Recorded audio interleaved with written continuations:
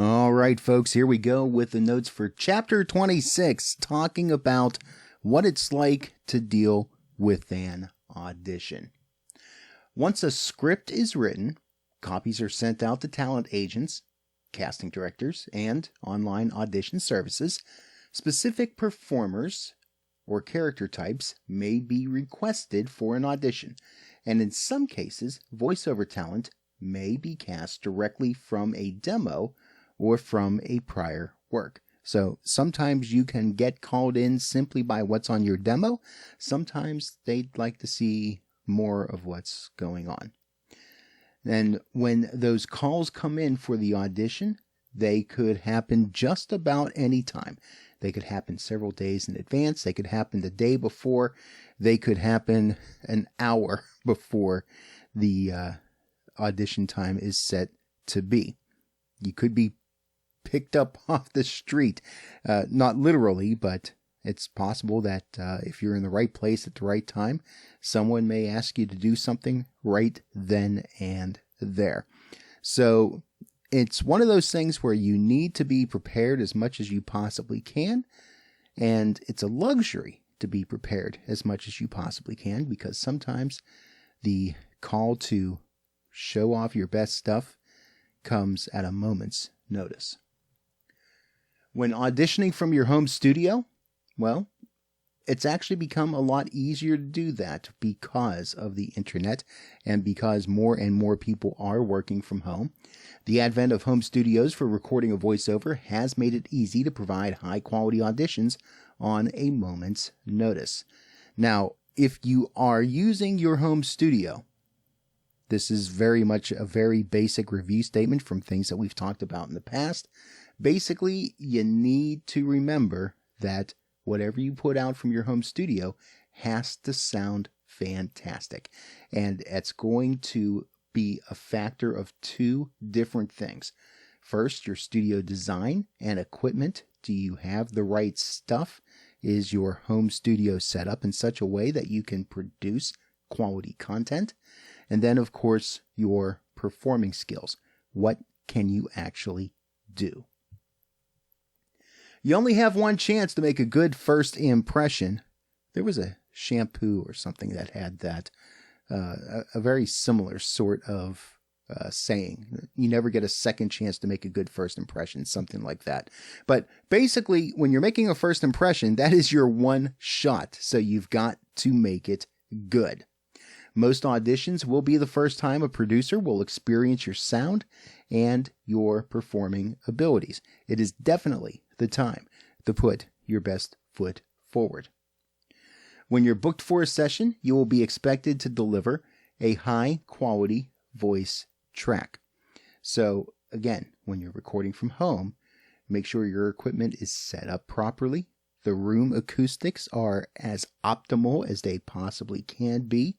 Know how to use your equipment that you have and to be able to follow the directions of the producer so that he or she gets your material in the way he or she expects it, is looking for it, and can be wowed by it.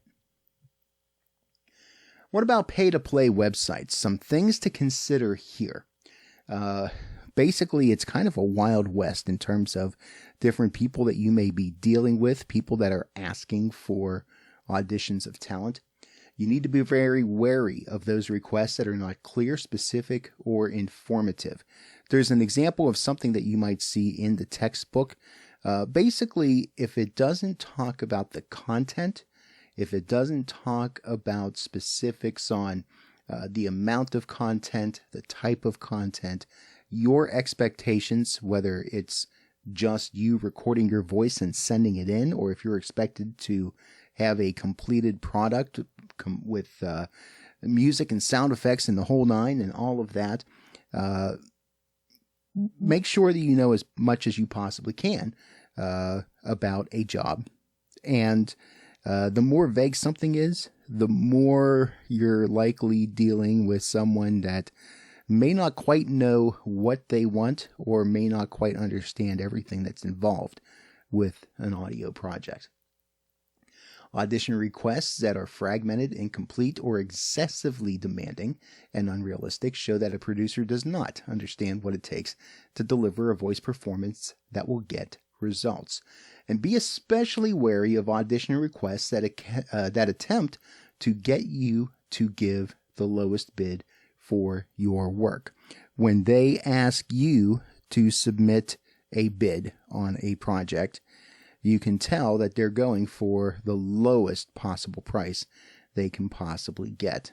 You might wind up not doing well with that person. This is one of those cases where you need to know what your minimum limits are. Use that art of negotiating to make sure that you are being treated fairly for the work that is being offered. But again, if you don't know the entire scope of the job, what all you're going to be required to do, you can't even begin to negotiate on price, because you could be cheating yourself out, even if the money in and of itself may seem really good. You might wind up spending a lot of time on that project for that money, and it might wind up not being worth it. Recording a killer audition. To submit auditions that stand a chance of getting you work, you must know how to properly use your equipment. You must know how to work the microphone. In other words, have good mic technique. You have to know how to deal with adverse noise conditions. How do you deal with the acoustics in your room? How do you deal with any possible room tone or electronic noise or anything like that? How do you deal with echoes and that sort of thing? Also, you must know what you're doing as a performer. In short, you must know how to produce a killer audition. So you have to be on your game. Anything short of excellence is most likely not going to get you the job. Just because you think a script is a perfect match, it doesn't mean your performance is what the producer is looking for. All you can do for any audition is to perform to the best of your abilities, using what you consider to be the best choices for your performance, and then, once you get it done, once you've laid the track down, once you've sent it off, let it go, because it's out of your hands after that.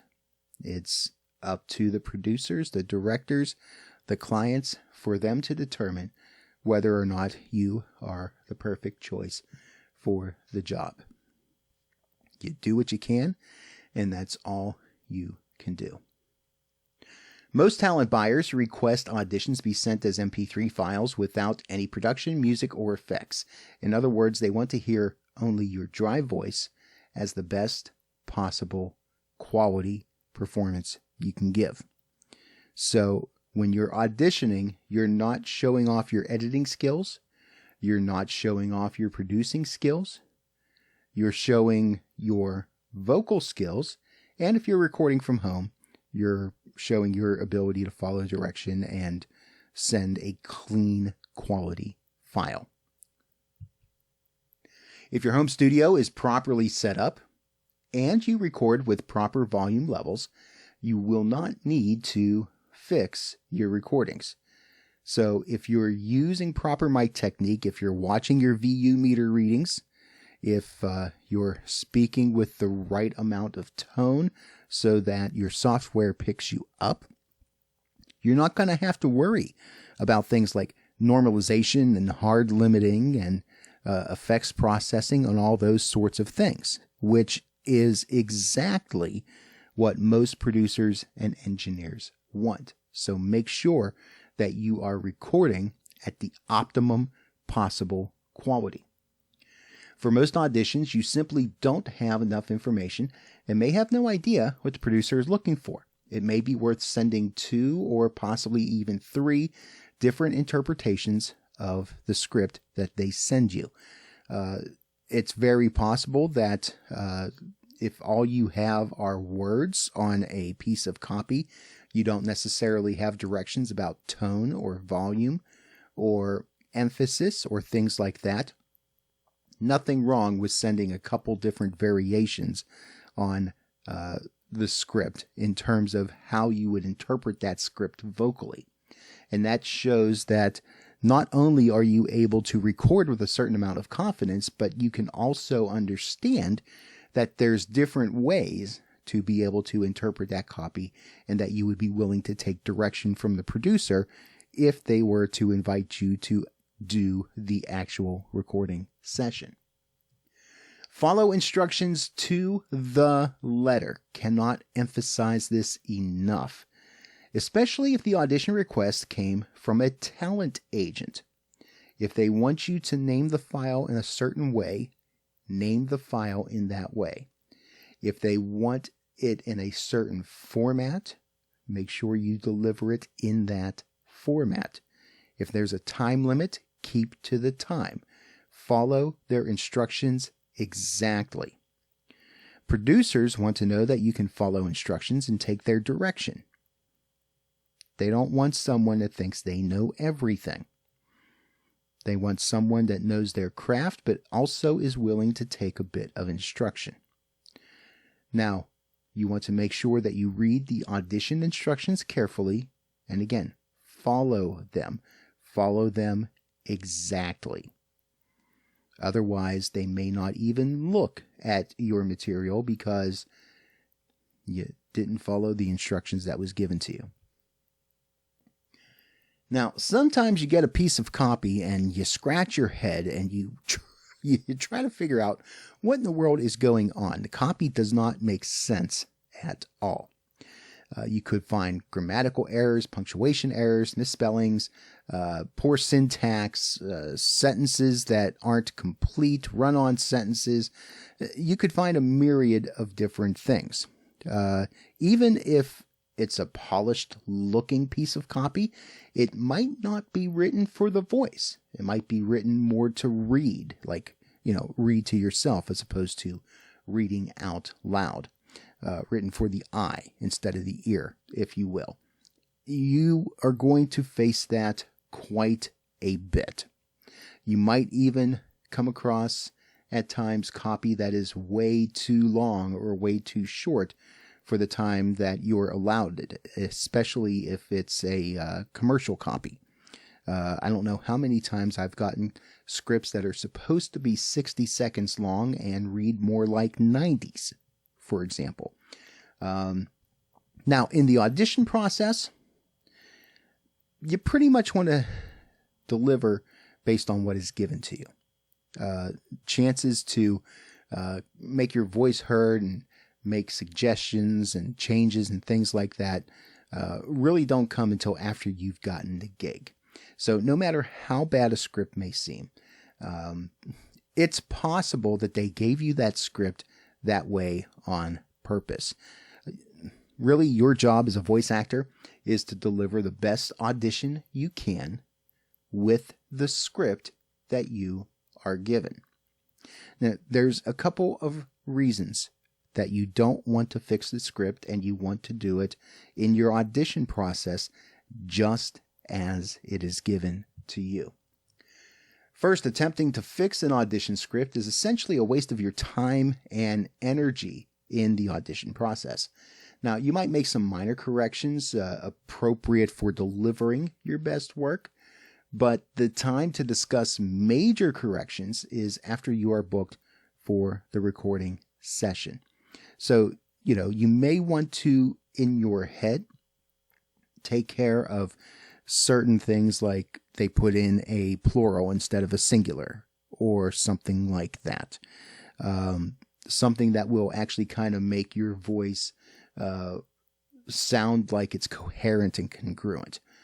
Those sort of things, it's okay to finesse a little bit in your audition, but you don't want to deviate much more than that. You might also be surprised to learn that sometimes talent buyers will send out a flawed script as a sort of test to see, or rather hear, what auditioning voice actors do to handle the errors. So it might be an opportunity for you to see how you pivot, how you adjust, whether you take things literally, if you apply some basic knowledge to things to make things sound like they really should. And then, if you get the job, you'll see that the copy has actually been fixed. It's a thing. There's a lot of different ways that people will kind of poke you and prod you and test you to see what you can and cannot do. Now, what happens in a case where you worry about whether somebody may take a recording that you send in and use it in a unethical sort of way, or use it in such a way that they take it and then don't compensate you for it? We've talked a little bit about this in past chapters, but one thing that you may want to do when it comes to the audition, especially because you're trying out for the part, and it's generally interpreted that when you're trying out that these particular pieces are not meant to be the final piece. Well, there are some things you can do to protect yourself. You could send out only a partial performance of your audition, leaving out a few critical lines that, and you want to be strategic when you do that, because you want to make sure that you're able to give the producer, the client, the essence of what it is the script is saying so that they can get a feel for how you would be able to do the read. Something else you could do, you could read the copy in full, but you could change the client name, the product name, the phone number. And what that does is it renders the recording useless, but it does give the producer a good idea of what it is that you're able to do. So it protects you in that way. The third thing you could do is use a watermark or a dropout of the audio at certain keywords. And there's certain things that you can do to create this watermark. You could put a beep or a tone or a click in different places throughout the recording. It basically interferes with certain words and makes it so that you can't use the track as a professional piece. Now, why would you want to use a watermark? You would do that if you suspect that the recipient might steal your work. But you want to be very careful in doing this, because some producers may find that practice insulting, and you could ruin your chances at getting a gig if the producer feels like they're being scrutinized by you. Another reason not to use a watermark is that it could be a serious distraction for those that are listening to you and trying to determine if your voice is really what they want. I would definitely not use a watermark with a professional production company or with a well-known talent agent. You want to be very judicious about the way that you use watermarks if you decide to use them.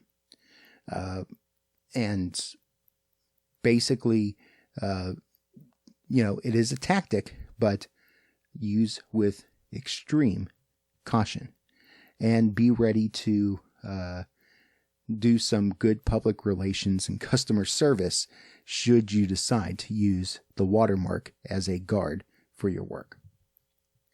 Now, that's going to do it for this portion. We will pick things up in the next video and finish up with Chapter 26.